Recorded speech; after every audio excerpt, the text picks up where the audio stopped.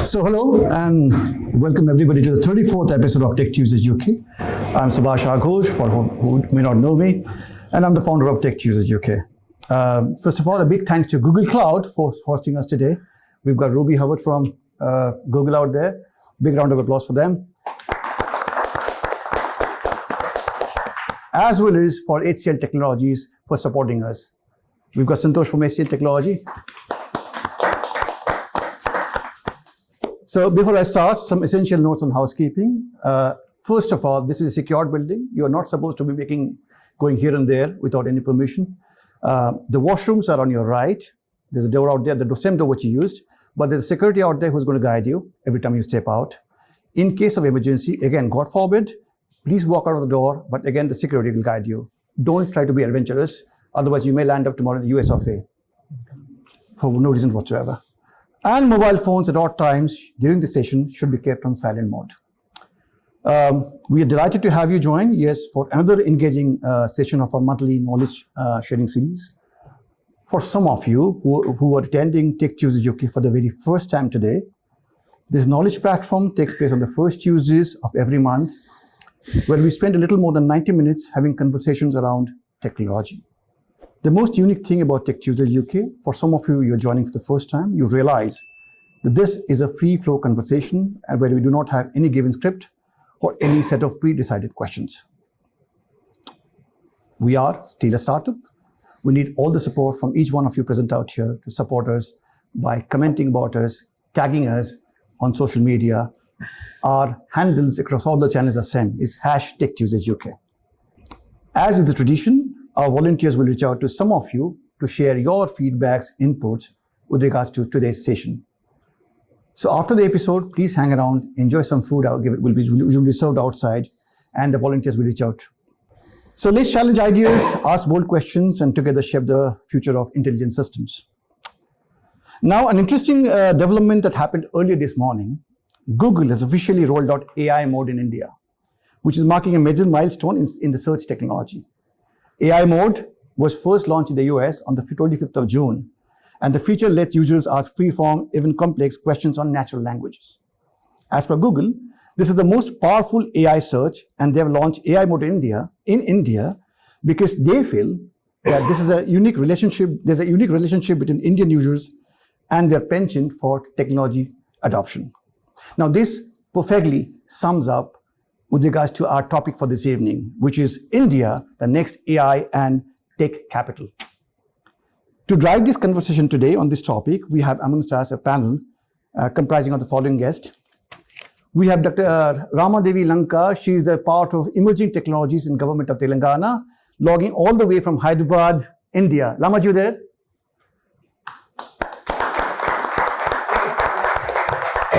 Thank you. Wonderful, good to have you. We have Dr. Mike Short, who's the chairman of UK Telecoms Labs. Mike.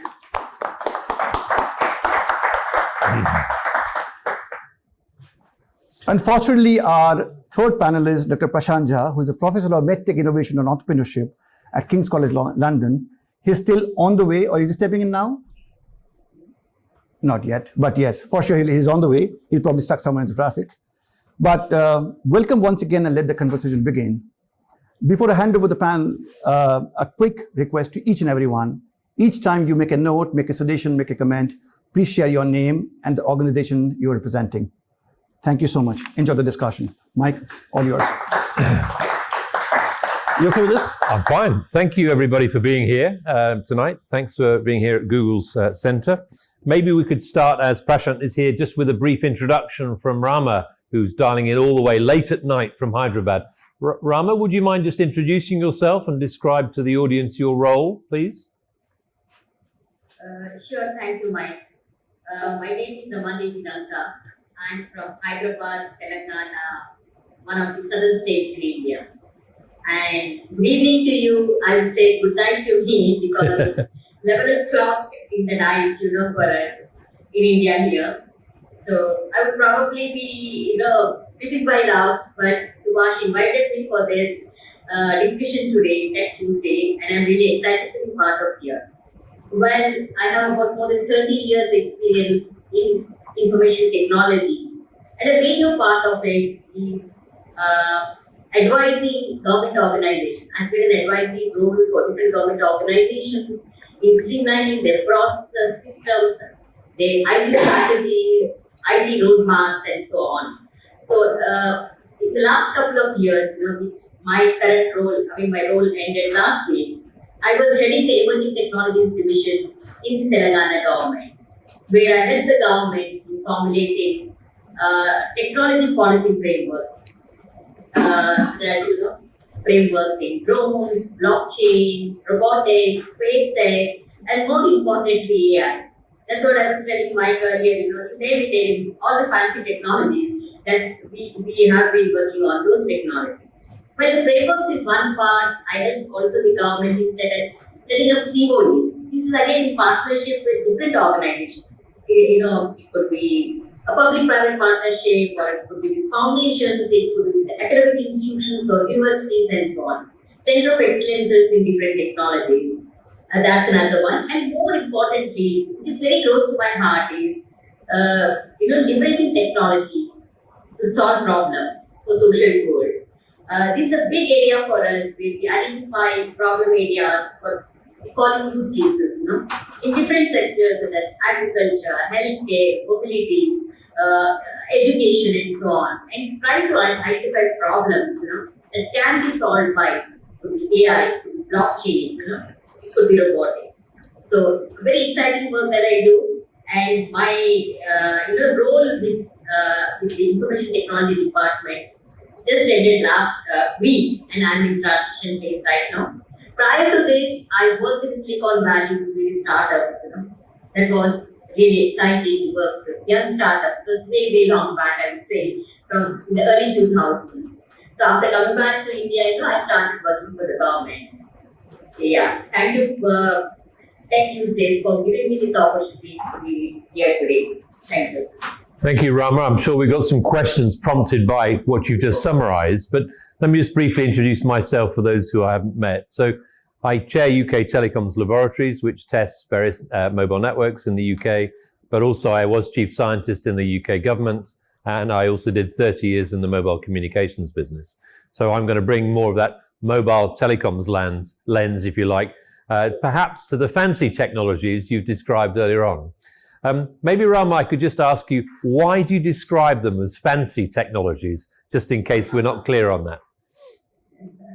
Well, we call them emerging technologies, but when I go out and speak in different events, people say that, wow, that's a fancy technology. Well, until late, even AI was such a fancy technology, but it's no more a fancy technology. It has just become part of our daily lives, right? That's the reason I use. But I would call them now, no more emerging technologies, they're mature technologies. We take AI, for example, blockchain, IoT, each of those technologies are more or less mature now. So there are no more fancy technologies, but impacting our daily lives, in some way or the other, right? Yeah. So more or less mature now, but you're not necessarily including quantum or space in the mix, or would you include those as fancy technologies as well? Is it quantum and space? Quantum and space. Well, thank you for inviting me those. I did miss out those two technologies. Well, space tech has been there for quite some time. And the government of India, I think 2 or 3 years back, in fact, it has liberalized, the regulation. It was very stringent regulations earlier. Only the government was actually, manufacturing, deploying satellites, but that sector has been open to the private sector. Now, there is a big, boom, I would say, in this sector where private, especially startups, young startups, we now in our Hyderabad itself have 2 very good startups. Not sure if you have heard them, Skylo. They actually provide launch vehicles to launch satellites. And we have Dhruva, they actually launch satellites. And in Bangalore, the other city, they have a couple of startups. So actually we are having very, very, high quality startups in this space sector. That's one part, the upstream side. Whereas on the downstream side, as I said, we are looking to deploy technology agriculture, in education, in transportation or mobility. So the satellite data, or applications based on satellite data, play a very critical role. That's an area that's actually, and in this area also, the government of India has come out with a geospatial policy. Earlier there were certain areas restricted where GIS maps were not allowed to be used, but all those restrictions are liberalized, and it has opened up to the businesses. That's about the space tech. And thanks to you for reminding me of the quantum. Before I just left my earlier organization, that was the technology that I started working in quantum. We were actually working on the framework because, as I said, emerging technologies we always focus on, and quantum has been a focus area. We just started really recently. I would say in the last 2 to 3 months, and we were working on what are the key pillars that the government should focus on. Of course, quantum computing. Government of India also has come up with a national quantum strategy, and the states, the provinces, we have to be aligned with the national strategy. So there are basically four areas: quantum computing, quantum sensing, communications, quantum security. So these are the areas priority for the state also, but more importantly, as I said, we are looking at use cases in quantum. And in Hyderabad, we have life sciences sector as one of the very thriving, ecosystem. In this ecosystem, we have life sciences and healthcare is an area that we are looking at use cases for quantum. Secondly, we have the defense sector. Most defense companies are located here. And thirdly, banking, BFSI. These are three sectors that we are looking for, I would say, applications in this sector. So that's an area, yes, we are interested in. We are also seeing very good startups, coming in this space. Yeah. That's great. So the title of tonight's talk is India, the Next AI and Tech Capital. I thought it'd be useful just to make a few more India, UK or India, Europe comparisons before we go into the topic as a title. So for example, in the mobile world, 5.8 billion customers using mobile at the end of last year. Clearly, India is one of the top two, if not the number one market in the world based on customer numbers, but equally not the high revenue per customer that you may see in other big countries like China or USA. So the revenue differences are significant. Access to the internet is obviously strong in India, but as a percentage of smartphones, I'm not sure whether you're at the 71% global level that existed at the end of 2024.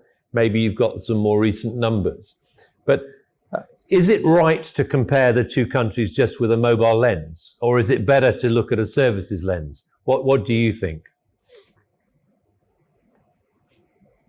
Is that question to me or to the audience? To you. I'm concentrating on you now until Prashant arrives, and then we'll involve Prashant, and then maybe involve the audience a bit more.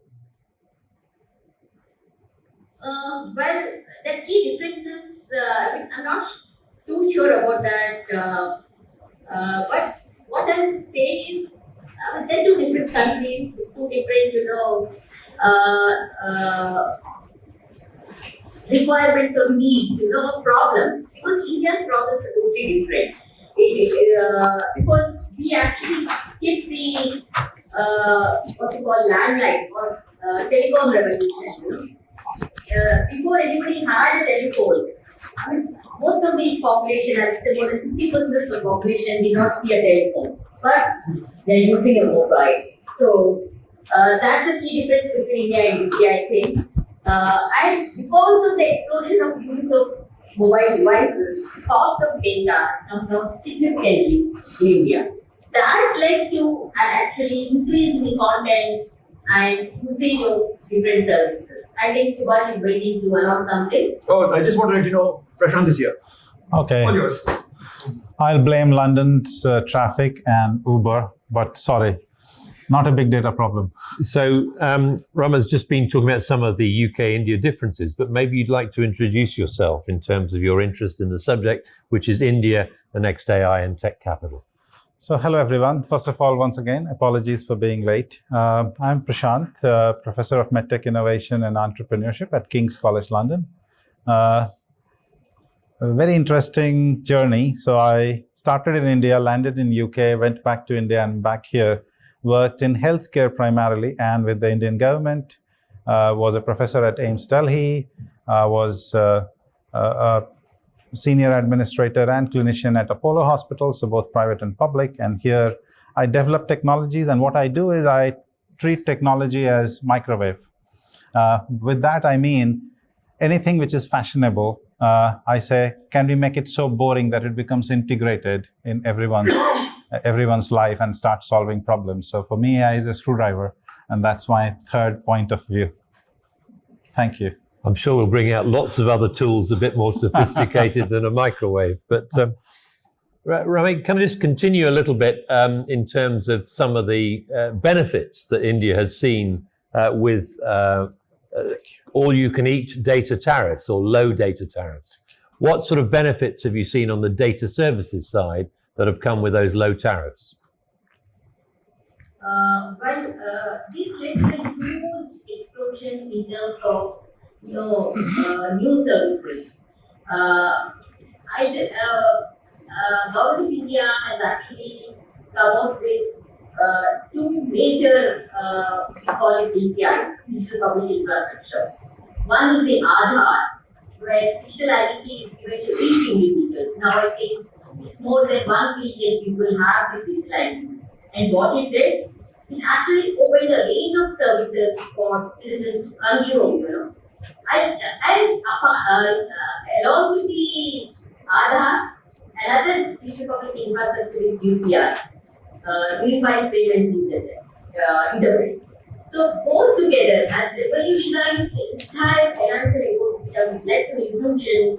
And I'll just give you one simple example, how it actually empowered people across different sections of the society. My driver, one day he was actually taking me to the office. He suddenly got a call from his son. Of course, in India, if we do this mobile by driving, so it's legal, his son called and said, Dad, you need to pay one school fee. So he asked me, can he actually stop the car aside? I said, yes, fine. He just took the mobile. And then he just clicked two buttons, picked up, and then he paid the money. He's not educated. He doesn't understand technology. But the app was so simple, so easy to use that within, I think, less than a minute he transferred the money. So those are the kind of solutions that the majority of Indian population is looking right now. Compared to UK, probably the literacy levels are quite low in India compared to the UK. So the kind of solutions that the Indian population needs are these kind of solutions where you don't need a learning curve to learn those features and also very simple to use and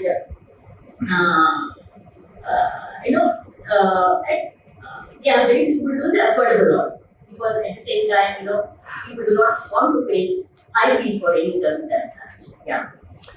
Can you describe some other services that identity management has opened up, or payment, the UPI activity has opened up? Can you describe some more services, please?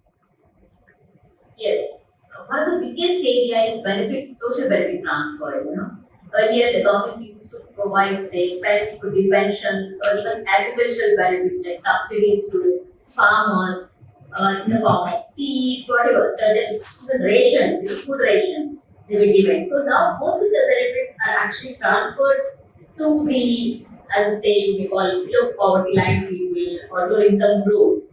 Online, the benefits directly, the financials are benefits directly go to the bank accounts. So that actually empowered them. We run leakages to a significant extent. Earlier, they say around about, I'm not sure about these numbers, I may be wrong, but 30 to 40% would just go, in various form of leakages. So when it was physical cash or whatever is being used. But now once actually we have put in place the digital identity system number one, financial payment systems in place, everybody will be able to open their bank account, and all the disbursements or the social benefits the government is actually making are directly credited to the bank account. So this is another one. And agriculture is another sector, and majority of 60% of the Indian population still depend on agriculture for their livelihoods. So that's an area now is adopting technology. Okay, it's a sector where technology did not percolate, somehow, but unlike healthcare.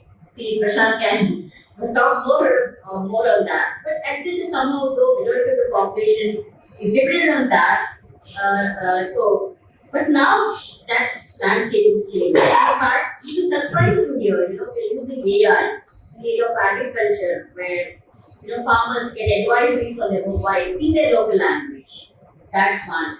You also, there's a solution that we implemented, which is using AI for quality assessing, like how good is the product a farmer is doing. So that increases their, buying capability. So there are a range of solutions now, being developed by the startups in the country. And to actually accelerate that innovation, government, both at the central level and at the state level, actually have built what we call data exchange platforms, where, because as you all know, AI algorithms need data, and Indian specific data sets are not available right now.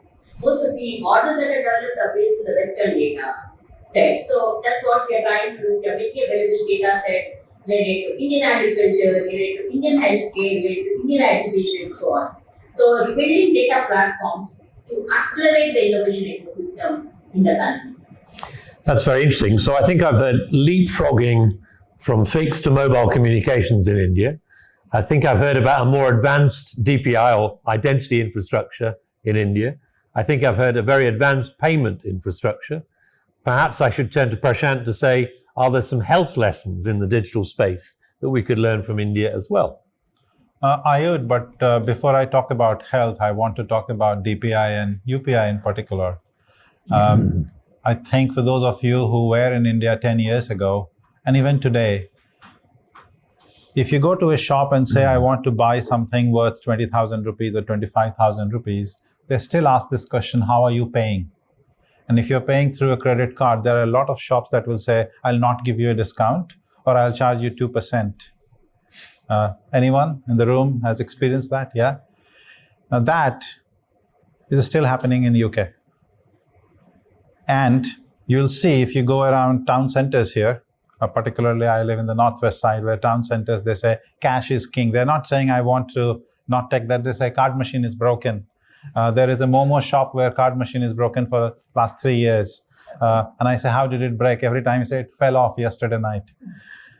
So, I think that's a very glaring example of leapfrogging, of how you're stuck in the duopoly or tripoly, let's say, of Visa, MasterCard, and American Express, versus saying this is a public infrastructure and this actually enables SMEs, small, medium enterprises.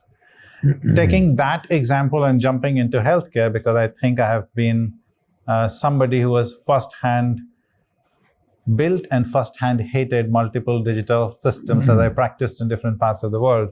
If you go to any doctor in any part of the world, even today, and you ask them, how do you feel about EMR? I bet you'll not see anyone, except an exception, who will say, I love it. Everyone unanimously say, we hate it. We don't like it. It's not designed for use. It's not designed for good use. Electronic medical record, EMR. Yes, EMR, electronic medical records. Yes, sorry, medics usually use acronyms. So electronic medical records is something that is the foundation on which you will collect the data and then do AI, right? Because you need a lot of structured data to build machine learning code that will enable things. So if I compare, let's say, India with UK, I recommend that you read a very interesting book that documents how one of the prime ministers from here went to America, came back and said, we need an EMR because we need to move out of phone and fax. They started building it. It has been going on for, let's say, 25 years, 20 plus years. And today, the challenge here is If you are registered in a GP practice around here and you decide to move to other side of London, your data doesn't move as fast as you. It is super slow. So it's very fragmented. And if you go to India, it was very fragmented till 2 years ago. So if you were in Apollo or if you were in AIMS or if you were in other place, you'd see patients carry stacks of files. Anyone has carried that? Anyone? Yeah. Yes. That's both good and bad. Because if you are from UK and you want to go to Turkey to get a dental thing done, you don't have your records with you. So that's the other side. But what they have built with, have you heard of something called ABHA, Ayushman Bharat Health A stands for something, which is essentially, it's a health record. It's a unified health record linked to your Aadhaar. What the government of India is doing is they have created an India stack where at least the beneficiaries of Ayushman Bharat, which is their flagship health scheme, the data from all these hospitals and all these patients is going into one central pool. And what they're doing is they're asking startups, technopreneurs, academics to say, here is a centralized, anonymized database on which you can build stuff, which is a dream for us here. Because here we are split between 7 different electronic medical record providers. Very recently, two of the largest ones in London, UCLH and Guy's and Thomas's, my home, switched to Apollo services, Apollo, which is the name of the EMR platform. And still they don't talk. These two don't talk because they're locked into contracts. And I think I would want to steer it from the other point is, who is the person or people or authority or organization that ensures that all this data is available in a nice way, in a safe way, in a governed way for people to benefit from it for people, not just for a specific corporation. But how do you take all this data at scale to make it useful? We were talking about the scale of UK versus India. Have you been able to? We've touched on that already. Okay. I would say that the issue of portable and access from anywhere patient records sounds to me quite similar to roaming. Yes. Your ability to access a network wherever you are in the world is international roaming. So within the GSM Association, they have a mechanism where the operators who are licensed can share data with each other if you wish to travel to another country with your phone. Having no access to your health record when you travel is crazy. And when you travel not between countries, but between boroughs. It's worse. That is the worst, right? If I go from Westminster to Wembley, it shouldn't be that I'll have to wait for 2 months. And it needs to be sorted out at least on a national basis, Absolutely. but preferably on an international basis as well. So going back probably to Ramadevi, I think, would you want to enlighten the audience and ask about some of the efforts around health data, which I think is a lot of work going on, and the state from where you come is actually a leader in making some of these new stuff, as we call it, fancy stuff, if I remember. We've already gone into fancy stuff. We have gone into fancy. Yeah, Prashant, thanks that you actually asked this question. In fact, just before you came, I was talking about a data exchange platform, that both the central government and state governments are doing. At the central government level, Government of India level, it's called AI Coach. The platform is called AI Coach. At the state level, Telangana, we call it Telangana Data Exchange Platform. The primary objective of having this platform is to make available data for the innovation ecosystem and startups, to come up with solutions that solve different kinds of problems. And to name a few, in the healthcare sector, since you were asking about it, for example, in Telangana, what we did was, most of the models that are out there in the healthcare sector, you know better than me, they're built on data sets, from the Western countries, from the US, UK, and so on. But the data sets are not Indian data sets or Indian patient data sets. So that's the reason, number one, we want to make Indian patients' data available to startups around there, or companies that are in the healthcare sector. So they can actually build solutions for India to solve problems in India. So recently, we have made available as a sample, just as a pilot, 20,000 test X-ray images of different patients we made available to the startups to develop a solution, an AI solution that can detect cancer, lung cancer, or COPD diseases.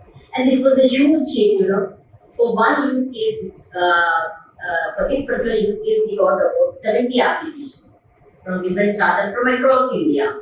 That's the kind of response that we're looking at. And we finally choose one startup to implement that use case for the government.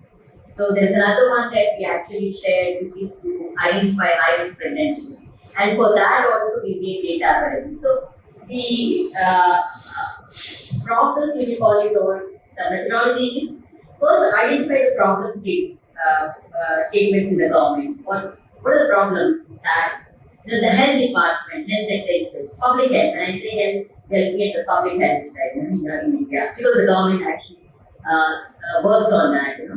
So, what are the critical areas the government needs solutions for? That we identify, and then we identify the associated data sets.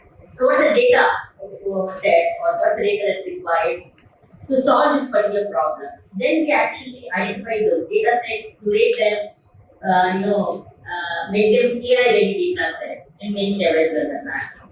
So, any startup that actually wants to develop a solution or use this, we just need to register. And they are anonymized, as you said earlier. All the PI data has been stripped off from that site, anonymized data. And that's what we are doing right now, Prashant. So I wanted to use that as, having an open conversation, and I want all of you to participate.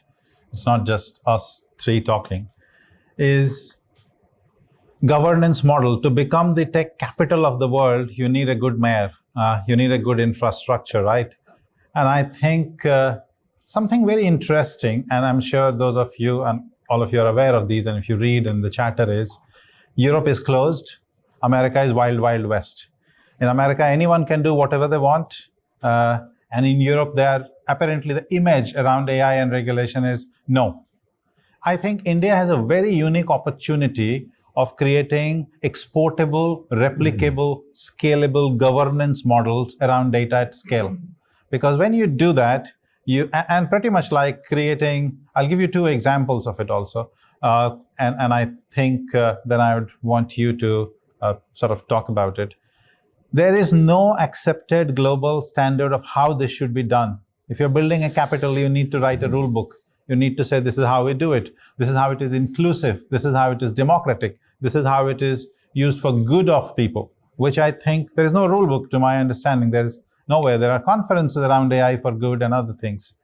Two examples. If you remember, India did something very interesting. And here I want to pull Britain's leg a bit because I suffered from it. This is a good spot. So when we were getting vaccinated, there was a vaccine which is the deactivated vaccine, and the other one is the mRNA one, the deactivated virus vaccine, built in India, imported in UK and injected to us. If I took that vaccine here, I would get a travel permit to go to India and come back. But if I took that vaccine in Delhi, I couldn't use that permit to come here because it was not approved. It was built in the same factory in Pune, by the way.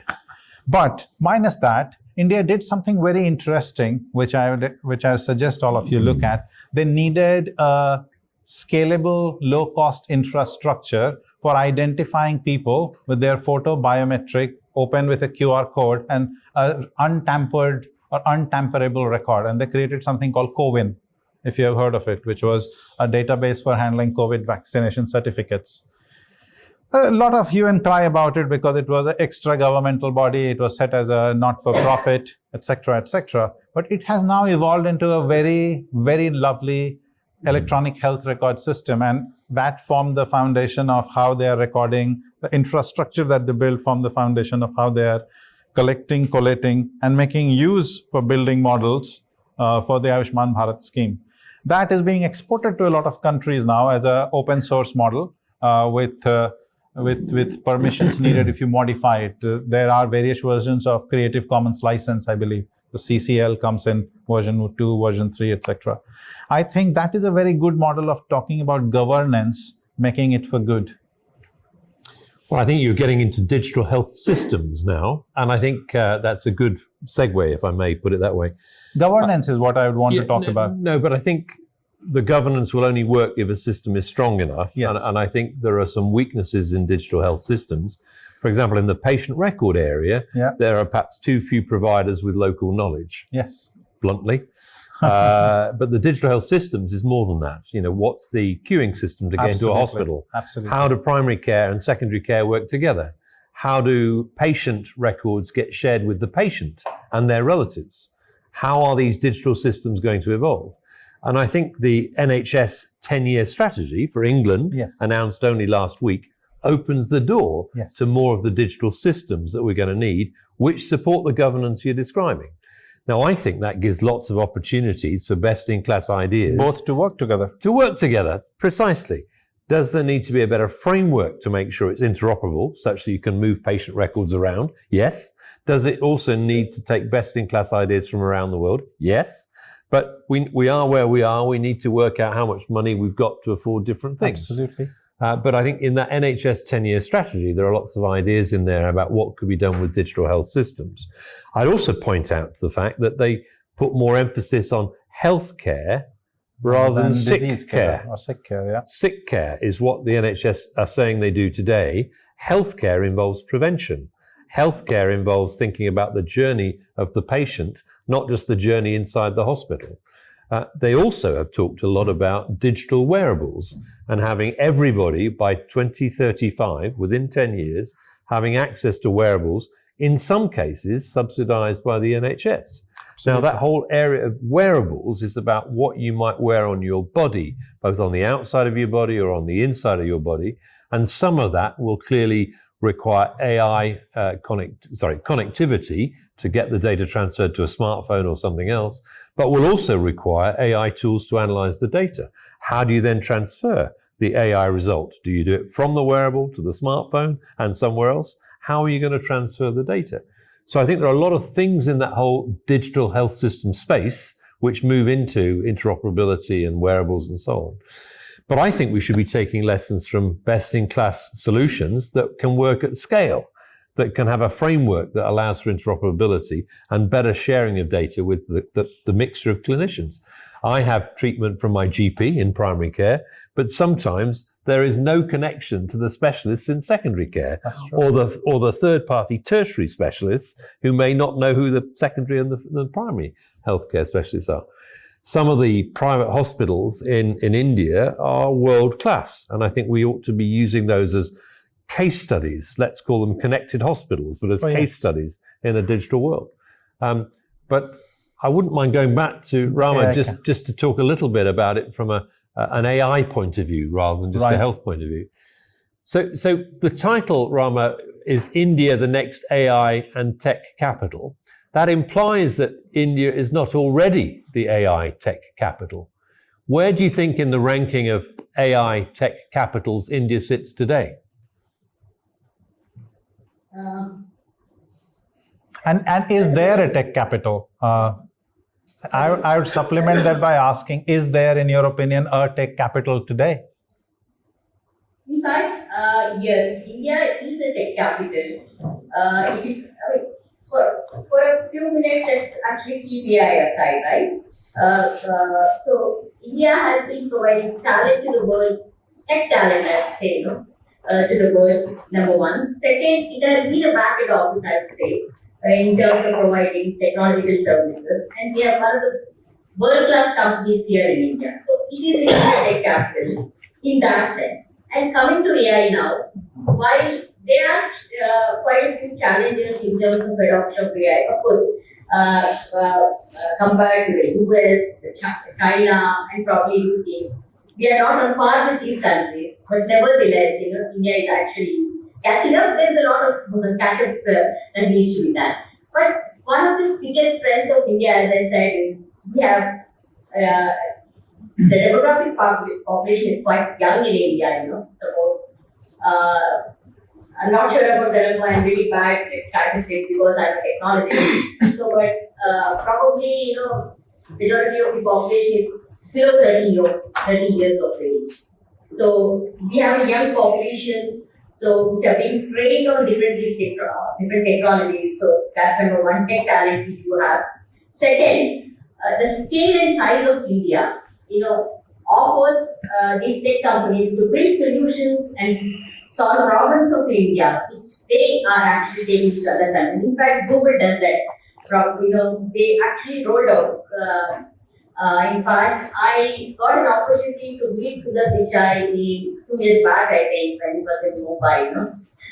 Just sharing his personal, incident like 2 years back when Sundar Pichai was here, they actually chose 3 women from across India who were contributing to the AI ecosystem. So I was one among the 3 women, the other 2 women were from the startup world, and I was from the government, chosen as women contributing to the AI.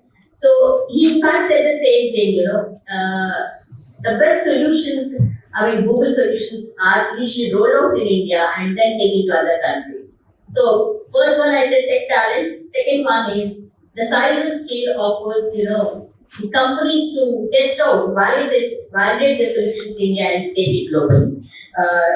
The second one is that. And thirdly, I would say, there's a lot of actually support from the government side. We are actually, government is proactively inviting companies, inviting startups to build solutions. As I said, we are proactively building data access and sharing data. Data is the third strength that India offers because the vast population that we have, we have, and as earlier, Mike said, our number of people who uses mobile data is huge, more than 600 million in India. So there's a lot of digital data out there. So tech talent, I would say data that's available, even in our own state, if you look at, we have digital records related to 30 million people in Telangana. So data is another strength, proactive government. In fact, government of India has actually allocated about 10,000 plus crores. I'm not sure if you convert it into pounds, it would come into, I'm not sure how many millions, would that be million pounds for AI vision? That's what they call. And again, one of the biggest challenges is that we are facing is access to compute. We in the sense the startup, the ecosystem is facing exactly access to compute, which is again a global challenge, just not India's challenge alone. So in that area also government is actually procuring GPUs. That's one of the requirements for the AI ecosystem. In fact, that's an opportunity for companies that are building data centers. So the states are actually allocating land for such companies, giving incentives for companies to set up their GPU data centers here. So compute is an opportunity for companies. Data we are giving, we have tech talent, we have a proactive government that's actually inviting companies to come over here, and set up their businesses here. Whatever support that's needed is being offered by the government. And while our government stand is very clear, we say while we are looking at responsible AI development, but we want to balance innovation with regulation. So we're not coming out with stringent regulation.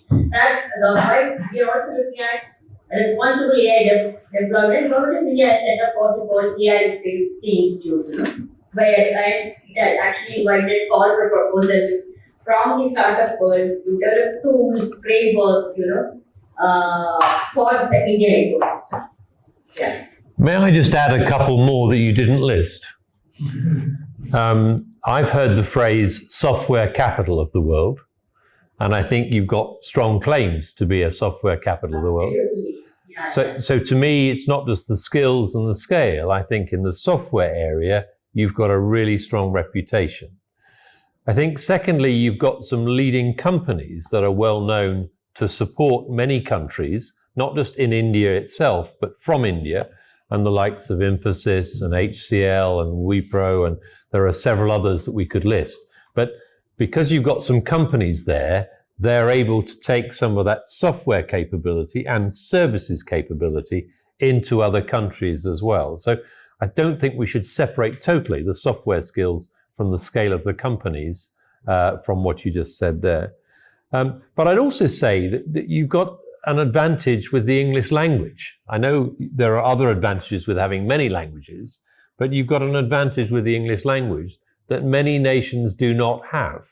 And that, to me, may have come from a history and relationship with the UK, but also I think the English language should be on the list because of the benefits that brings.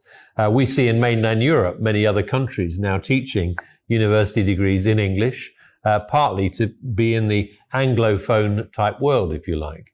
But I think you've got many well-educated English speakers in India that I would add to the mix. Now, there may be other strengths that people would like to add. Would you add some more?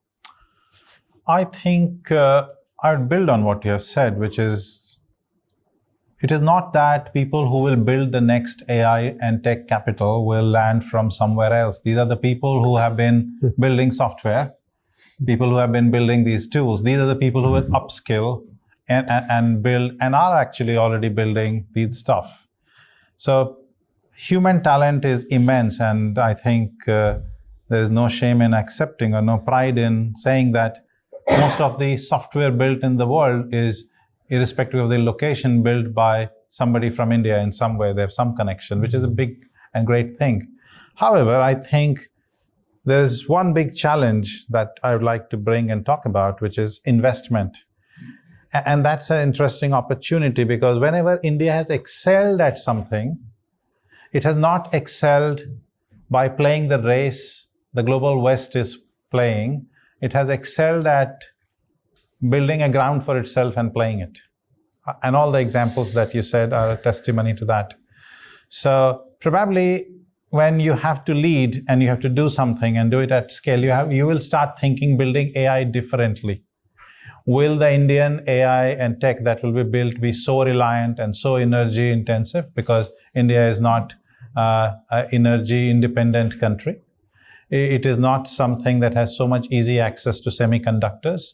It can be blocked, chopped, cut, as we have seen in a very volatile world. And I'm pretty sure these are opportunities people will look at in saying, and people have been working on it in very interesting ways to say, can I reduce the power consumption by 100 times? Not because I am particularly green-natured, maybe you are, but because we don't have that much energy. I don't have those many GPUs to set up those many data centers.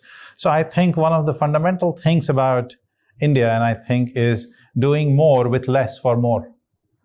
And I think if you're building AI, you'll have to do more for less. You know, and I think that's how it will differentiate. That's how it will build a new tech capital. And that will not be a copy of another San Francisco or Boston or somewhere else where it is being done. Or some city in China. I think they have 3 big clusters around it. It has to be a uniquely Indian way, because our challenges are not going away anytime soon. If you are putting 10 million, you contrast it to a very small town state in Singapore or a town state near Dubai that is putting 1,000 times more money into infrastructure. You can't compete by playing the same game. You'll have to change the rules of the game, create a game for yourself, and then attract people to play and then say, okay, I'm the winner. I think that's how it will differentiate. But I think we're also saying that India is already an AI and tech capital. It may not be the only one. I don't think I agree that it is the AI capital of the world. I didn't say that. I didn't say it is the. I said it one of. One of. Yeah. Okay. There could be many capitals, as many countries are there. Yes, exactly. Yeah. So I think, yeah. What do you guys think? Are we one of the AI capitals of the world? I think these are the best people to say that. Okay. Yes. Anyone who is positive and says yes, we are. No? Okay, very, very pessimistic room. So let's hear. No, the term is not relevant in that sense. One capital, right? Just a location. Yeah. One of the competence center, yes. Yeah. Calling one place a capital itself conceptually doesn't make sense. Yeah. I agree. Yeah, that's a good take. Anyone else? Also, just want to add in there is, especially AI tech capital. It's a plural, right? It's not one. There are a lot many things there. Yeah. In some of the cases, it is. For example, the AI skill penetration, India has the largest, it's 2.9, right? The second one is US, third is EU. If you think the amount of software you're talking about, Mike, right? So AI software contribution into GitHub from 2023, India is highest. So 25% of AI software in GitHub is contributed by Indian engineers, right? And from Indian IP, that is also very important. Yeah. So is that enough to call India as a AI tech capital? Of course not, right? There is no, for example, infrastructure Ramadevi is talking about, right? There isn't. For example, another big problem, I was hoping we can come in there, is you cannot build a technology outside India, import into India, and then basically build on top of that, right? That's what was happening, and that's creating a big problem, right? Yes, AI is not LLM, but LLMs are big anyway, right? So for example, if you see any of the large language models, right, for each word, the number of tokens in English, Mike, you're talking about, is 1.3, right? The worst one in India is actually Telugu. I'm sorry, Ramadevi. It's around 3, right? Which means that for the exact same information, if you are using in Telugu, it will cost 5 times more. Unfair, right? So again, if you take this as a criteria, is India there as an AI tech capital? Of course not. Because of all these, let's say, foundational model and even the architecture is being taken from outside, and now we are trying to replicate it in India. So maybe the approach needs to be different to become the AI tech capital. Yeah, Nevis. Yeah, I just jump in here. I agree with what you said. That's the reason Government of India actually has recently called for a proposal to build India sovereign models, they call, or Indian foundation models, That's what we have been doing. Actually, and again, as rightly said, we need to have innovative models and actually bring down the cost to compute. And this is actually, through the local languages. That's what India is trying to do right now. Yeah. Can I also just... There are a couple of startups also in this space, Server AI. I don't know if you have heard about it. Government of India has actually allocated or given a grant to this particular startup to actually come out with Indian specific foundation model. I think that's very important for India and the different languages. But I think your example earlier on of agriculture and AI was fascinating, because not all countries have got the same need for AI. So it would be very logical for some countries to say, we must have AI for this sector or that sector or that sector, because that may be important to their country. Now, if agriculture is important, great, you're addressing it that way. But many people don't think of AI and agri-tech in the same sentence. Some might think about AI and manufacturing, which might be more generic and useful to everybody, or AI and health, which may be more generic. But it's quite important to think about tailoring it, not just to languages, but to the sectors you think need it. Gautam Hazari from Security. Sorry, Subhash, you asked to introduce, but I couldn't earlier.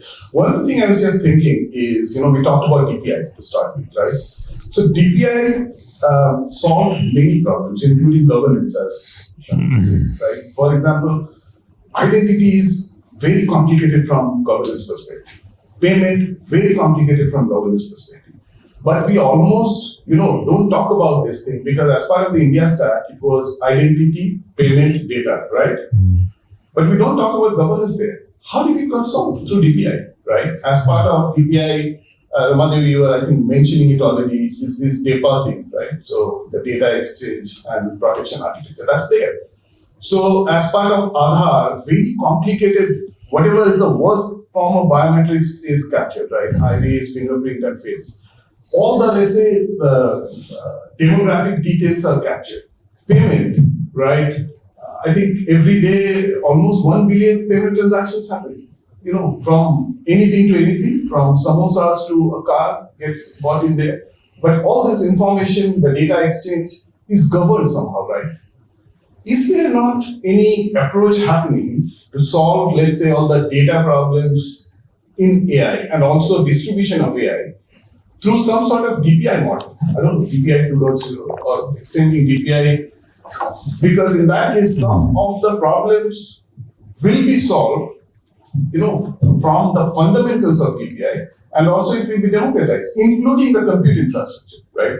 Because one of the things that, Mike, you started to talk about that low-cost mobile data. The RPU is quite low there, but the volume is high. There is good and bad part. So the good part is because that fuels the digital ecosystem in India, right, for low-cost data.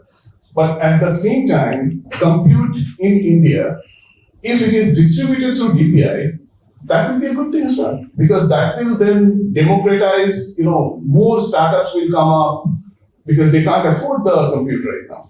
Of course, they don't have the compute infrastructure, and at the same time, they can't afford it. And for a very long time, they will not be able to afford it.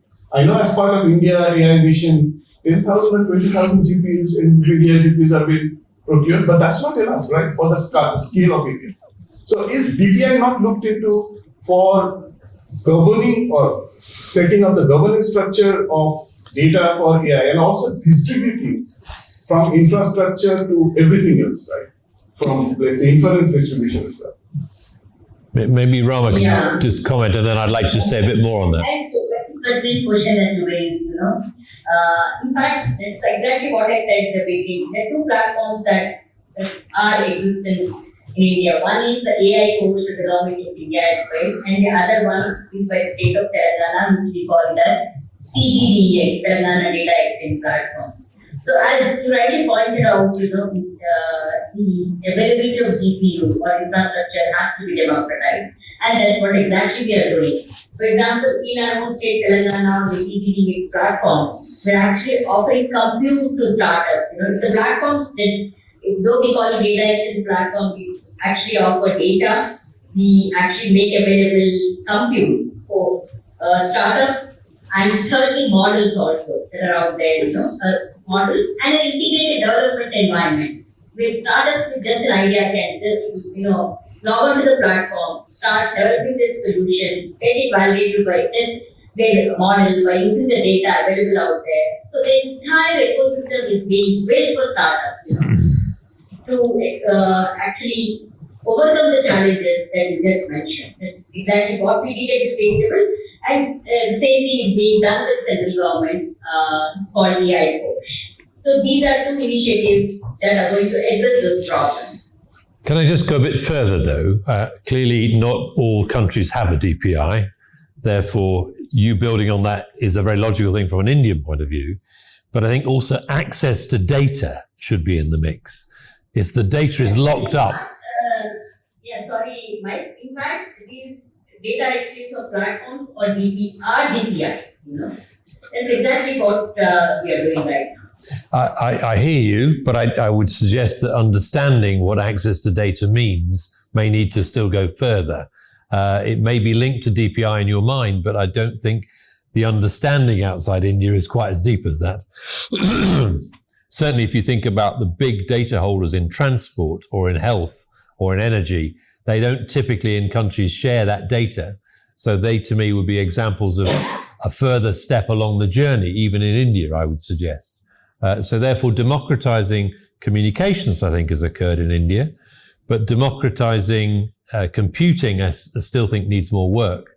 But democratizing access to data, I think, will need work in the midst to justify being an AI capital or an AI tech capital going forward. Can I ask a question, maybe on the same topic of, is it just a to become a leader, if I get to take capital or whatever term you want to use, establish and solving the leadership in that area as one of the reasons?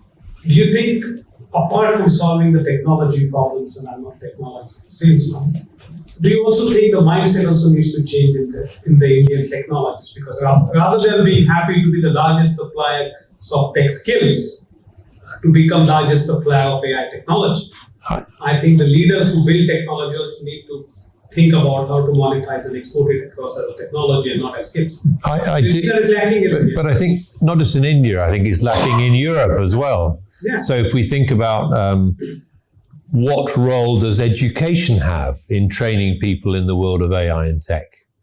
What are we encouraging our students to learn and work in their career life? How do they get ready for the world of work with AI, with tech? So I think there's not just cultural changes, but also educational changes and getting ready for that world of work in a different sense. So to me, I think there's a lot to do, but that's not just an Indian issue. That's in many countries in the world. I want to dwell on your very beautiful point, and I think it's about definition of who is a leader. Yeah? And how do we call who is a leader? I have a slightly deviant take on it, is if India were to call itself a leader, it should have become an exemplar, and wherever it has become an exemplar of having solved its problems. So whatever we are celebrating in this conversation today is where it has solved a problem at scale using tech. And when it solves a problem, then is only when the world takes attention. Otherwise, you're a back office or a supplier or a provider. But when you solve a problem for yourself in wherever, and I would want to give an example of agri-tech that we were talking about, and then I think you have a question or a point to make. You see, a lot of countries are able to deal with agriculture and how they apply technology and imaging and then doing local prediction of soil conditions, etc., because they have very high coverage of satellites. I don't think India has the money at this moment, or even a will, to put so many satellites on top of, because first of all, it's not a small country or a state, it's a big landmass. So if you look at some initiatives that have actually happened in India, they have said, okay, satellites will happen later, drones are cheap, let's fly drones in all seasons. I don't need it on an everyday basis, but let's fly it in the sowing season of paddy. Let's fly it during the Dalhan season when we are making pulses. And that is a very beautiful example of how you solve a local problem without saying, I can't do it because the global solution is not available for me or I'll have to wait. And I think a leader is one that has a solution. And leaders are people in tech, are leaders who have solutions and have given you an example for which people write case studies. And I think India will become a leader in AI and tech when globally, or at least even locally, they would write case studies of success, like is already happening in payments and other things. So that's my take on how do you define who is a leader? It's not someone who is having the highest ARPU or someone who is having the highest GDP. And there is this whole GDP battle going on. I believe even if we become the number one in GDP, it doesn't mean our problems have been fixed and poverty has been eradicated. But yes, please. I actually agree with you, Prashant, to an extent with you, Mike, as well. I'm Ruhi Khan from LC. I'm a fellow there. So I come to AI with a very critical perspective. And so I do have a problem with this term of being a capital of any sort. I don't think AI capital would be one entity in itself, because AI itself is encompassing. And if you're talking about frontier AI, that's very, very different to agro AI, for instance. And I think this race of trying to be a capital would lead to complete chaos, because it would mean that you're rushing towards a goal without putting proper safeguards in place, also without taking up and looking in depth at the challenges and safeguarding that.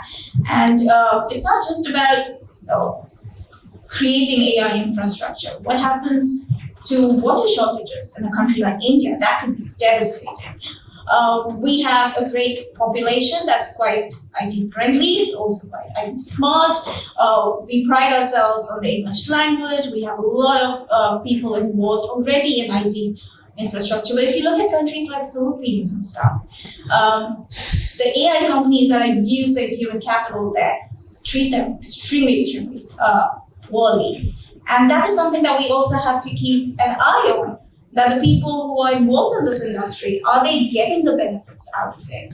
Or are the global superpowers just exploiting India like the rest of the world in this mad rush to be an AI capital? I think India has great potential and they're doing incredibly well. And like Prashant, you said, we need to look at solutions, and that could be looking at smaller examples and focusing on particular sectors where our strengths lie, rather than getting into this mad rush of being an AI capital. I agree with Ruhi Khan. In fact, rather than saying India would like to become AI capital or AI leader, what we would like to do is leverage AI to solve critical problems. Like, we have shortage of teachers. Can we use AI so that a poor student, can get high quality education? So that's number one. Second, can we improve, provide high quality healthcare, access to quality healthcare. Patient living in a remote village, without access to roads, probably, can he or she get access to quality healthcare? Third, I said, agriculture is the main livelihood for the majority of the population in India. Can AI help them to double their income? That's the objective of the government. So these are the kind of problems that India is trying to solve. We're not bothered about whether we become an AI leader, AI capital. Number one is, as I said, these are the kind of solutions that we want to solve using technology, using AI, improve lives. Can it make a meaningful difference? That's what we need to be. At the same time, as I said, we have certain strengths, as a country. We have the demographic dividend, and we would like to actually make India as the talent capital of the world, rather than AI leader. I would put it this way, talent capital. In fact, a McKinsey report says that about 20 to 30% of the talent would be from India. So those are the areas that we have our strengths. Those are the areas that we would like to develop. Yeah, we would like to work upon. That's I want to actually say. One thing what Prashant said, I also want to add this. India all along has been a nation that has been providing services. We call it a service nation. But of late, we are moving from providing services or providing backend, services to companies to actually becoming a product nation. India has, I think, largest number of people in terms of ranking, the number of startups that we have, or unicorns probably. So in that order, we are the fifth country that has the largest number of unicorns in India. So we are actually moving from service nation to product nation. We have n number of startups that are coming out, and building solutions for India. So I'll pause here for others to actually. So I have one take, and I think I'm reacting to both of you. And again, going back to the definition of leadership, in my opinion, AI and tech capital, and a leader is one that makes the best of AI to make the best of livelihood for people. I think that is when we become really a capital, because a capital is not where everyone is working terribly long hours and the mortgage is going up and up. But a capital is where there is happiness. And I think culturally speaking, I think India is one of the few countries on the planet where you can sell this to the population and they'll be quite happy that life has become nicer. We are at peace, we are healthy, isn't it? I think that is when you become a leader. You make your life easy for your people. And I think the government and center and even the states, they all keep talking about ease of living. I think when AI is deployed for ease of living is then you call yourself, I'm a leader because I'm doing well, and you can learn from me on how to do it. This concept that I think I've been hearing of Vishwaguru. I think here you become the AI guru when you say, here is a model that works for us. Do you want your life or this life? And I think we are not there. We are very far from there. But when we get there, that's the ambition. I knew you had a point, and then there. Yeah, I would just like to add to that point as well. I feel that India has the potential of becoming the tech capital, and it has the resources, not all the resources, and the biggest resources that it has are the engineers. I mean, it has people who can write code, who can write good code, but not for themselves, but for big companies that are there in the US or the UK. So we see that a lot of Indian engineers, they're working on big projects. They're all being outsourced to India. And what I feel why India is not the capital yet is because whatever it builds with the intention of solving only its own problems. And the moment it starts building something which solves a problem at a larger scale, which is going global, I think that is when it will move towards the right direction of actually becoming a capital. Because, all the engineers right now, they're working on big projects which are being used globally, not just locally in their own countries. And I think that is where we lack as a country, where we're not building things that solve problems for everyone and just us. And even UPI is one example. It's doing very good for our own country. So then Apple is such a huge company. They're trying to bring their own payment services, which is being used by every country. But for some reason, obviously, I think there are security issues that RBI is concerned about, where they can't use Apple Pay inside India. But that is being used everywhere else as well. So I still feel that India works on something which will solve its own problems. and it's not too open on adopting solutions that are there that are present outside as well. I want to give an exemplar which I think you would connect to, which is AI in action in India, which is a layer that sits on telecom operators, because there is a huge problem of telemarketers and spam calls and frauds in India, right? And I think I've been very excited and I've seen it in action because my dad has been, it's a personal story, he has been tried, although he's one of the people who worked for Ministry of Telecom. He was responsible for setting up the first cellular networks in India. But he has been, people have tried to scam him by calling him, saying that I'm from DaySU and BSES. And if you know, I'm sure some of you are aware, that they have built stacks, which now have been mandated that before a call shows up on your phone, think of it as Truecaller running on Airtel's server, which screens and says, this is a spam call. And it really works quite nice, which is a very local problem. And Apple, again, and then going back to your giving you the mic, is the government of India is the first government on this planet that actually forced Apple to say you need to build an API for reporting spam calls. They had to modify iOS, I don't know, we are in 18 now. They were going to be called 2026 from this year or 25.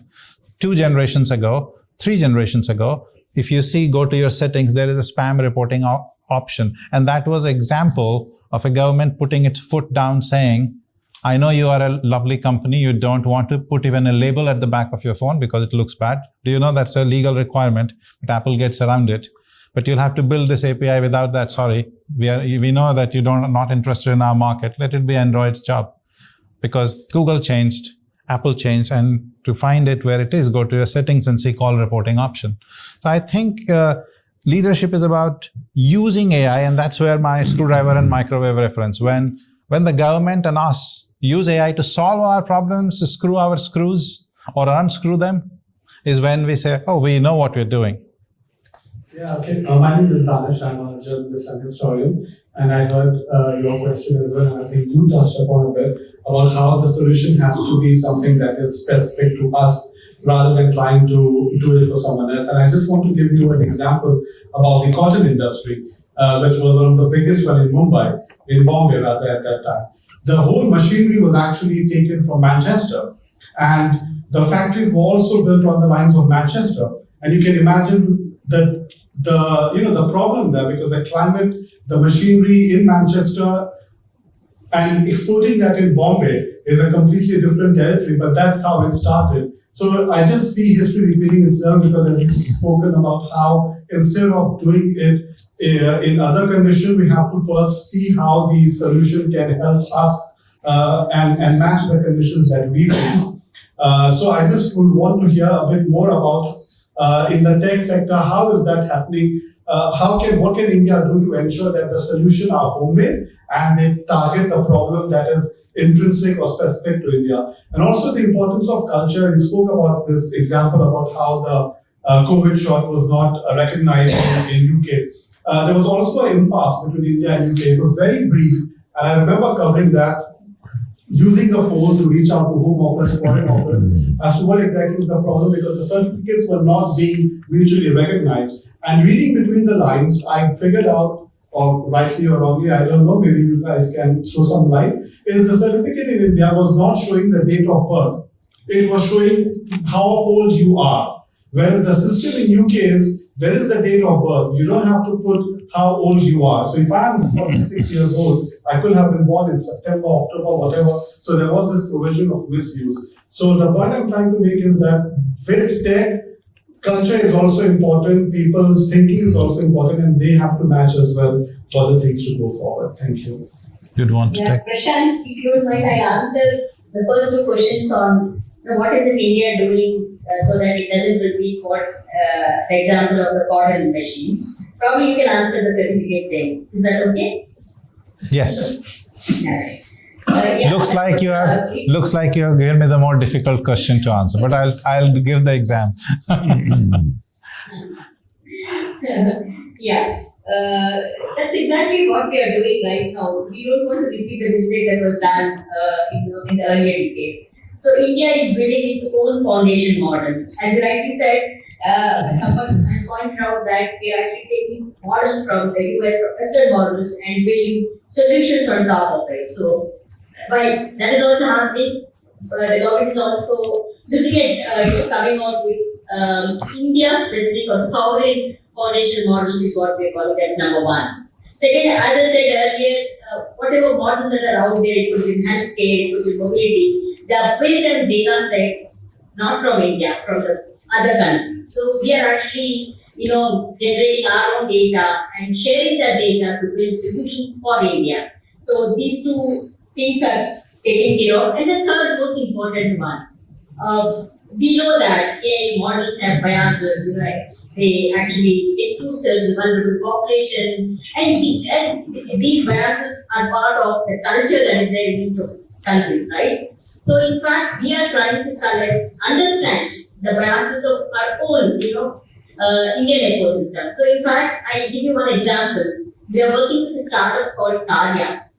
It's actually funded by the Gates Foundation. What they're doing is they actually they wrote an AI application to the rural women. There's a different set of questions that are being asked from these women, like in the agricultural practices, what are the kind of biases that they face, Very simple questions, say yes or no, something like that. So we are collecting biases that are specific to Indian population, Indian, occupations. So these three things we're taking care of. Again, I will be building foundation models, making Indian data sets available. Thirdly, understanding the biases in the Indian, social systems. So I believe these three, things will actually alleviate the problems that we shared earlier with respect to the cotton machines. Imported to India. Yeah, over to you, Prashant. Okay, I'll try to answer the COVID question. I think instead of getting into nitty-gritties of why it did not work, I'd make a general comment. The beauty is, and that's where I think it is important, because I think one of the things is, how can India work with others?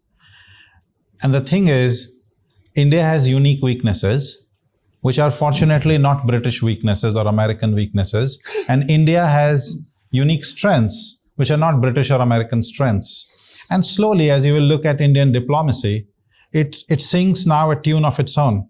It's India-centered for the first time, if you notice. And I think that's a good thing. That's one step towards saying, I must do what is good for me, without harming you.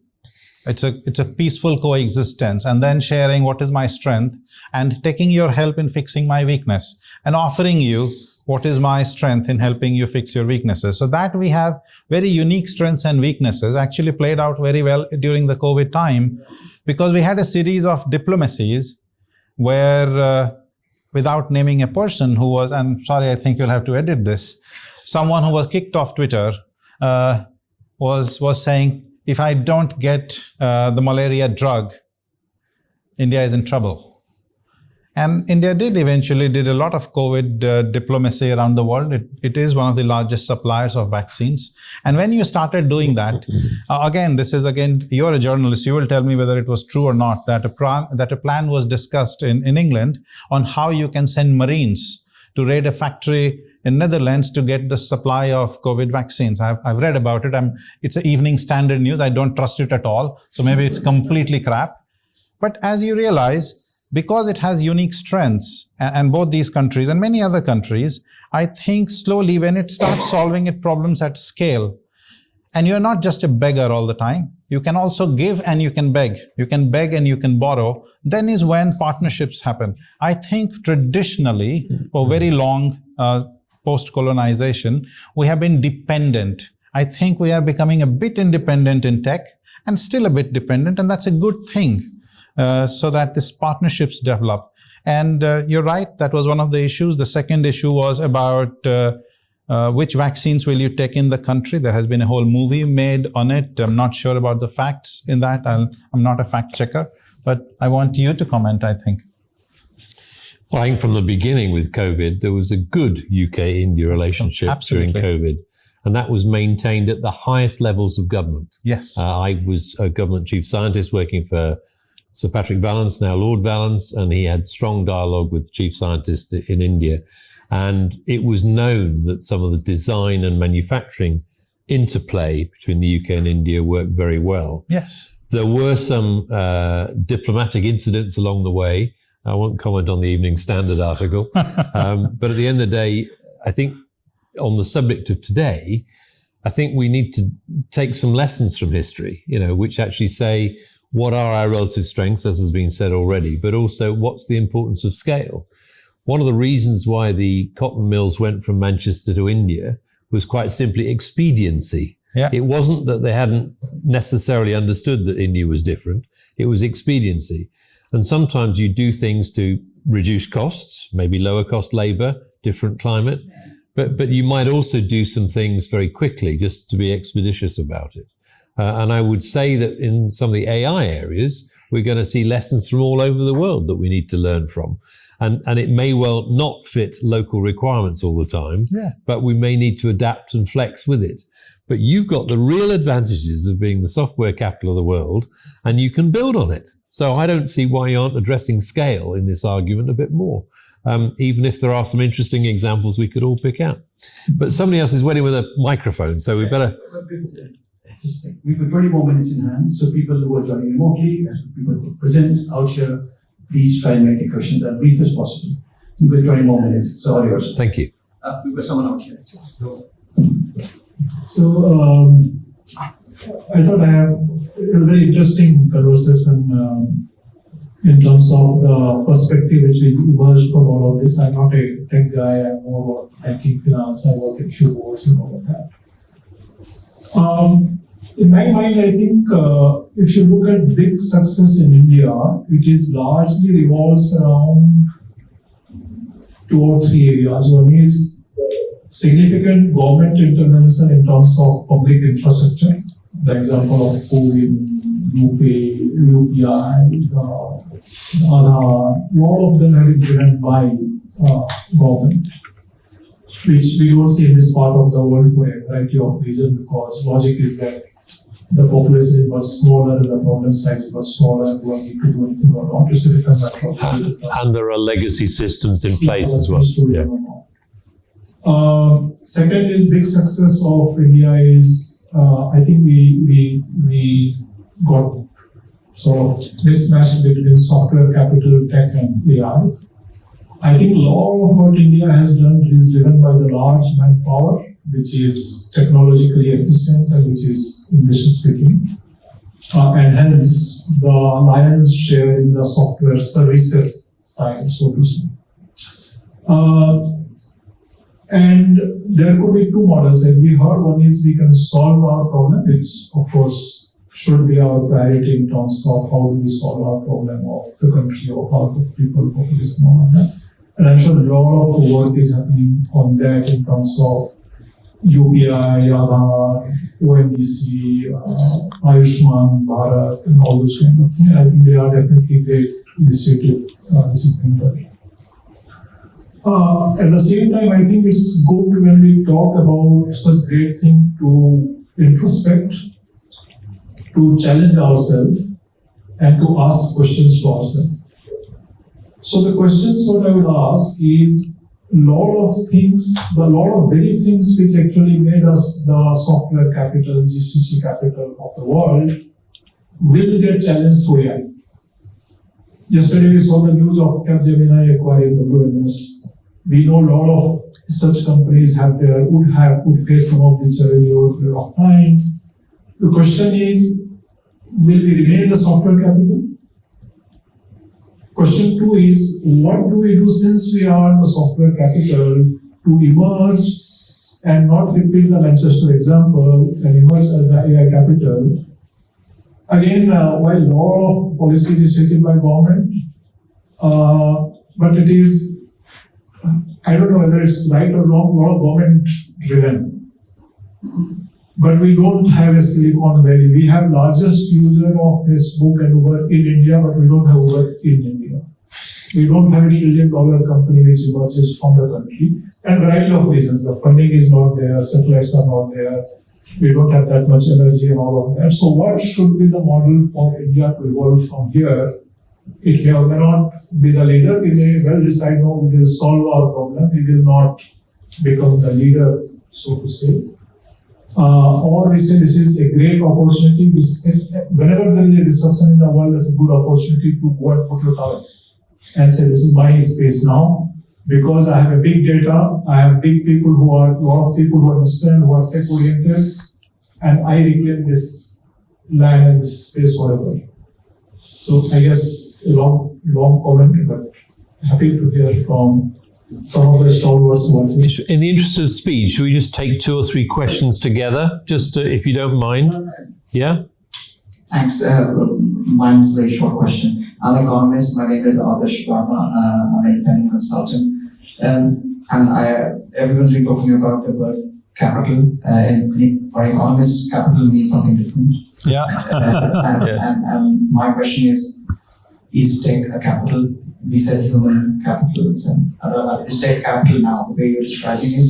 And how are you measuring, can we measure tech in terms of its impact on society, so that we are making good decisions with clear metrics? I'm finding the conversations quite complicated, very important points, but as an economist, where we have to make decisions based on value and benefits, are we measuring tech effectively?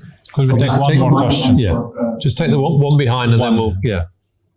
Andrew Bell, the GSMA, the Trade Association for Mobile Operators and the Mobile Ecosystem. A short question. We're very interested in connected health. So what is the local Indian problem that has been best solved in connected health in India that the rest of the world could learn from? And what is the next problem, the big problem in India that needs to be solved for connected health?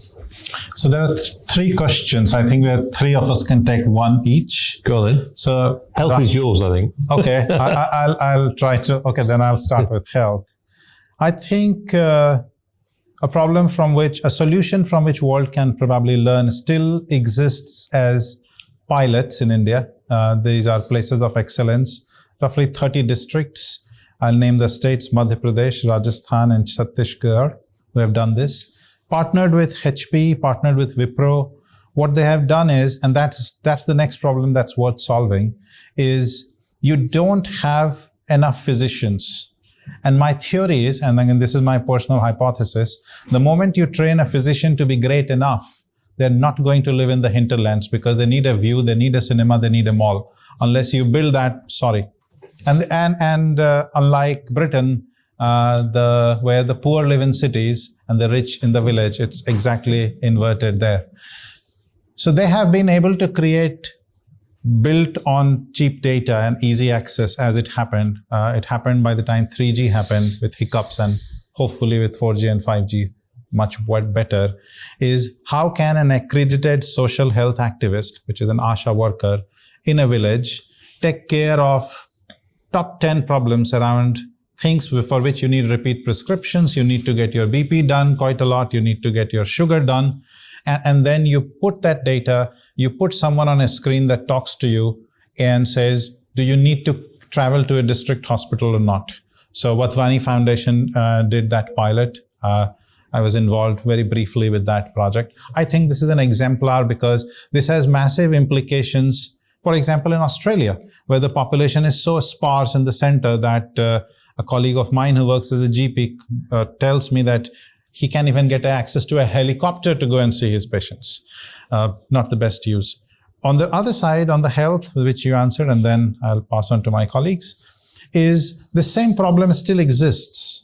This problem of over-concentration of doctors. Actually, India has not a problem of doctors throughout. This ratio that we are away from 1:1,000 is a bad representation. In fact, you have a problem of plenty if you live in Gurgaon or Delhi or Bombay or Bangalore. You have too many doctors competing between each other.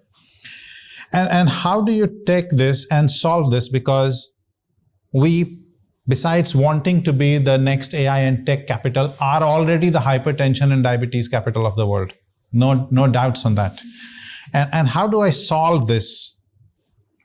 By using AI and tech, because solving these metabolic conditions do not require some super high-tech stuff. It requires connectivity, decision-making, delivery of basic safe medicines, which have proven to work. I'll stop there and... Well, I've given your contact details to Andrew in advance, and I think he might want some follow-ups if you don't mind. Okay. Sure. Yeah. Okay. If I take the second question, if I may, on capital, and I think you're defining capital not just in the economic sense, but in the balance sheet sense, as opposed to the capital of a country. And if you're defining it in a balance sheet sense, I think the balance sheet of India is really strong on software. That can be identified by the number of people working in software. It's not so strong on, dare I say, intellectual property. It's not so strong in some other areas where in the tech stack you could place a balance sheet value. So to the point earlier on about case studies, if India had more case studies, that could have a valuation on it in balance sheet terms, goodwill terms, if you like, more so in line with your definition of capital there. As a sector, so like we know how much, say, chemicals contribute to the GDP. We Sure. know how much, Well, I was going to go a step further, if I may. One of the problems with many countries is that they don't know how to value software because things like industry codes are old-fashioned. It's often based on what you can physically see, how many cars have been produced, how many planes have been produced, how many detergent bottles have been produced. Software can't be seen, so to value it is a bit more of a problem. But actually, as the software capital of the world, why not lead on that subject? Say, we think the value of our economy is based on software, and this is the value to our economy, and we are doing the following things about it. That would allow a better dialogue about how to add value to the software story, to your question, add value maybe through value-added services on top of software, or migrating software towards more AI-based solutions into different sectors.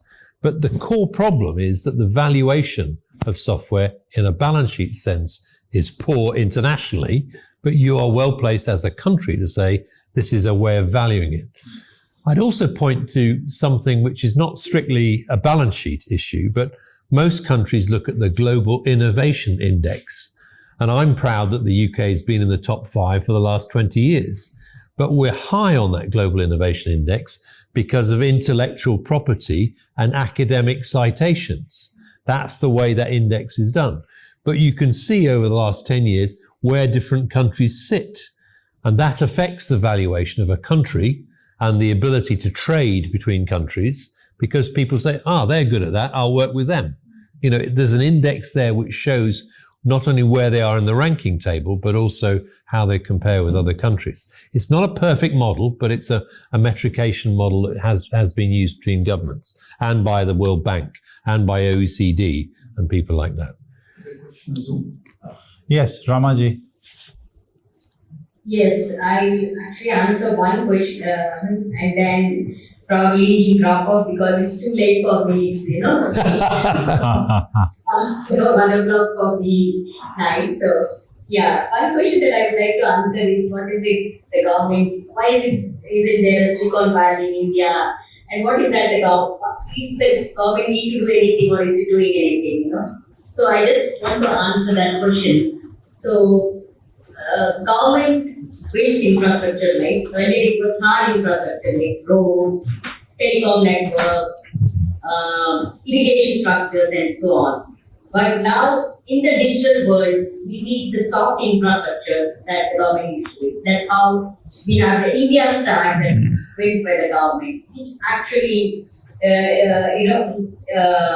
led to or it spawned a number of other companies, services around this. It developed a whole ecosystem in itself. So the government is actually building the soft infrastructure right now in terms of platforms, I would say. Actually, these stacks are being offered to the nations in the global south, for free. So that's one, soft infrastructure.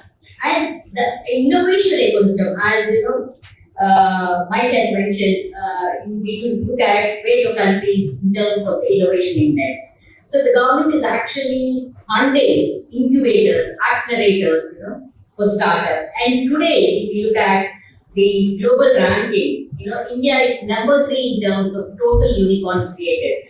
As on today, I think it's about 180, 90 unicorns that we have in India, followed by, I think ranked number 2 is United States and number 1 is China. So we are third in number in terms of producing unicorns. We are seeing results because of the interventions by the government.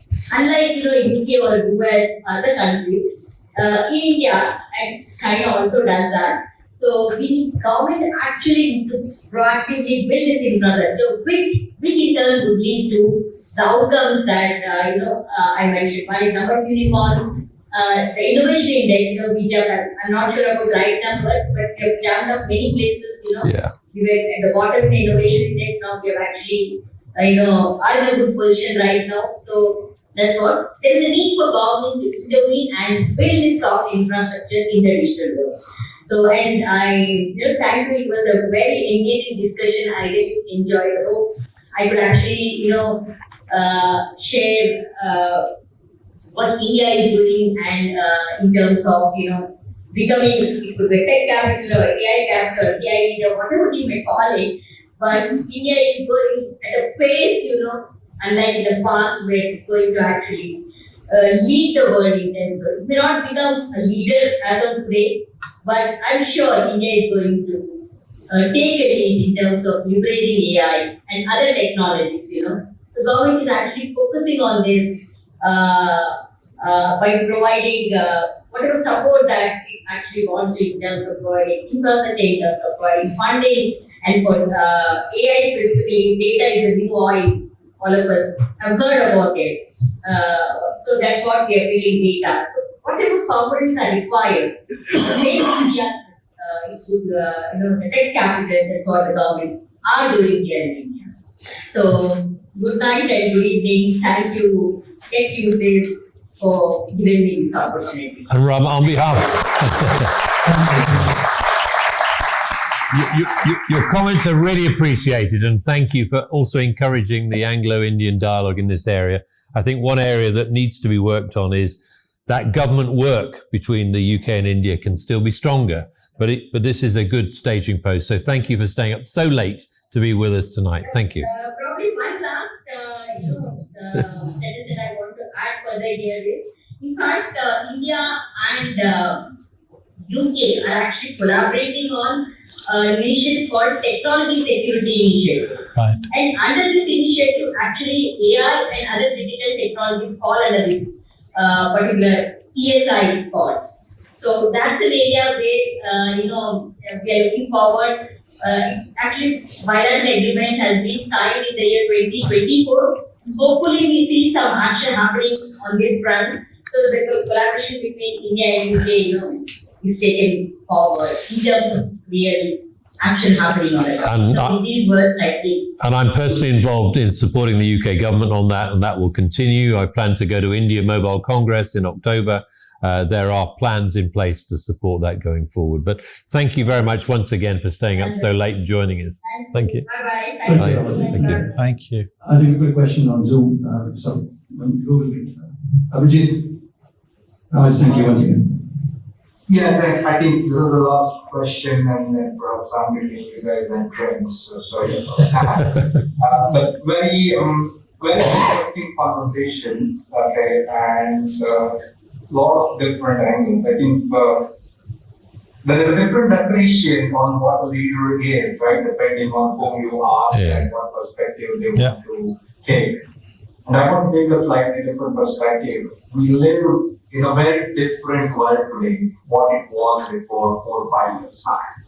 All the geopolitical tensions, the changes in the government in the United States, it has all changed the world, right? And it's becoming little bit more blurred who is a friend and who is the enemy. There's a new race, generative AI, which we are all talking about, which is perhaps going to be the next gold or oil of the world. Now, 3 things you need for that to lead in that race, okay, and to stay in it. Sovereign AI infra, foundation models and data. The question to the UK guys here, right, those who are in the UK perhaps, and specifically on the foundation model, This is not a typical software play, right? This is all research. The software engineers, there are tons of software engineers in the world, they can't build foundation models. And this is a research of mathematicians. UK is blessed with Oxford and Cambridge, great research, great history. Despite of that, UK is not close to its sovereign model. But you will see the same kind of models coming from Paris, France, right? There's a lot of activity there, and there's a lot of stuff. And rest all is in the United States, and a lot of activity in China.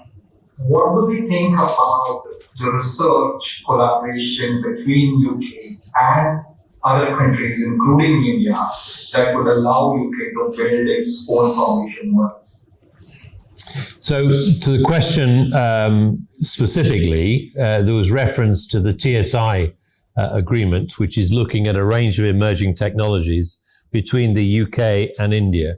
That does include foundation models and LLMs, but it also includes agentic AI and quantum and future telecoms, if you like.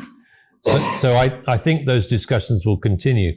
There already is a UK-India telecoms partnership, and they've already started to look at some of the foundation models between UK universities and Indian universities or institutes. So I think we'll see some of the output of that. I'd also like to say to Andrew Bell, who's here from the GSM Association. The GSM Association have just published a very useful report on agentic AI and some best examples of agentic AI around the world.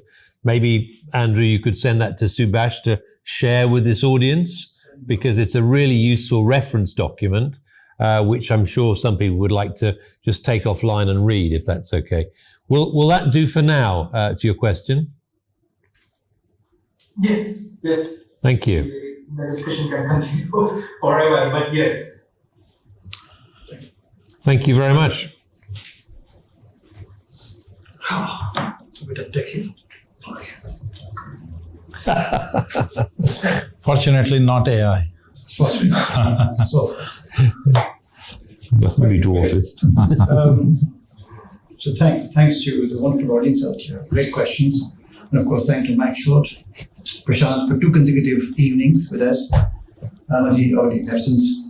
A lot of thanks to her as well for staying up so late in the evening. As always, as tradition is, please stay back for your bites. And by this time, a little bit of departure. I mean, interview bites as well as a bit of food outside. So that's your bites. On the 15th of July, we'll be back again at Google, but this time at Google St. Pancras to continue the second chapter of this same topic, which is India and the AI and tech capital. In the month of September, which is the 2nd of September, we are hosting Tech Tuesdays back at our original host, which is Reed Smith, Liverpool Street. The topic is AI and financial inclusion. We have a great panel joining out in that particular episode, which also has Luke Mishra as well.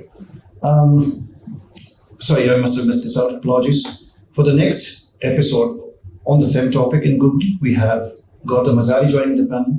We have Dr. Siddharth Kastagir, who is the professor of WMG, which is Warwick Management Group, part of Warwick University. And we have a very known face from this community who's no longer here in the UK, Dr. Param Shah, who was earlier the head of FICCI, but now is the head of policy and governance at Arvind Group. So joining in the panel remotely from Ahmedabad next Tuesday. Moving on, I did inform this in the last gathering, but happy to inform once again. Tech Tuesday has signed a formal partnership with GSMA Foundry. I got the name right? And as part of this association, it's a long-term association, and we're going to be hosting Tech Tuesday UK Mixer on the 16th of September at GSMA Foundry office in Bank. Again, that's pretty much from my side. Thanks to each one of you being here. To know more about Tech Tuesdays, please follow us across all our digital channels, which is LinkedIn, Twitter, and Facebook. Thank you. Enjoy the food, and we'll probably invite some for your bites.